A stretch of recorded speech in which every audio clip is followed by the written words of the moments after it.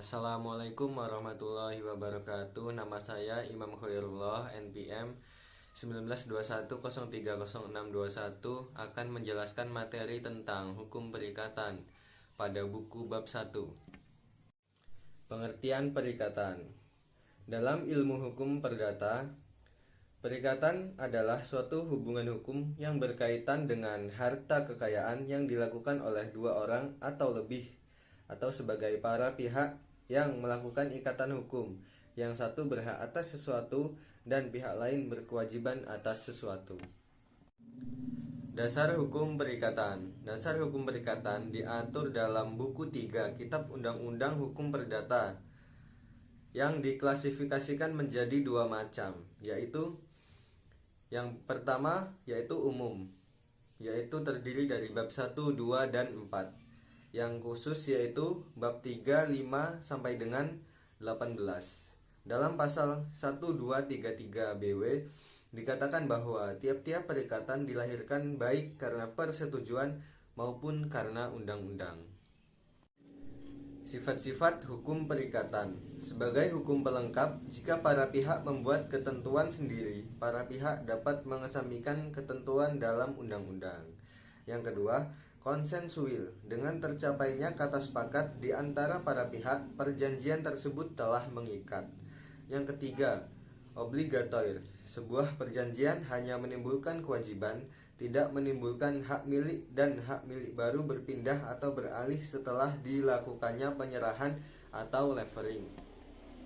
Sumber-sumber perikatan.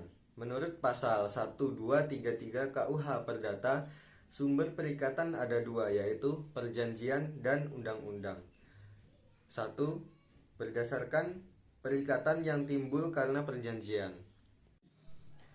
Perikatan yang timbul karena perjanjian.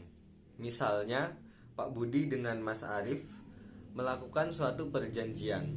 Maka atas dasar perjanjian dan kesepakatan kedua belah pihak tersebut, maka menimbulkan suatu hukum perikatan antara kedua belah pihak.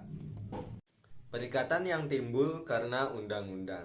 Dalam perikatan yang timbul karena undang-undang, hak dan kewajiban debitur dan kreditur ditetapkan oleh undang-undang.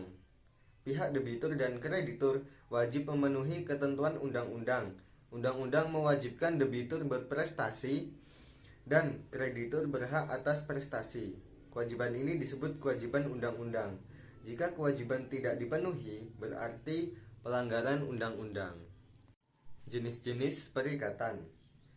Yang pertama, perikatan perdata. Perikatan perdata yaitu perikatan yang pemenuhan prestasinya dapat digugat di depan pengadilan, dalam arti dapat dimintakan bantuan hukum untuk pelaksanaannya. Yang kedua, perikatan wajar atau alamiah. Perikatan wajar atau alamiah adalah perikatan yang pemenuhan prestasinya tidak dapat digugat di depan pengadilan, jadi tanpa gugat. Pada pasal 1359 KUH Perdata, kaitannya dengan perikatan alamiah ditegaskan bahwa jika seorang melunasi perikatan alamiah secara sukarela, uang pelunasan tidak dapat dituntut kembali.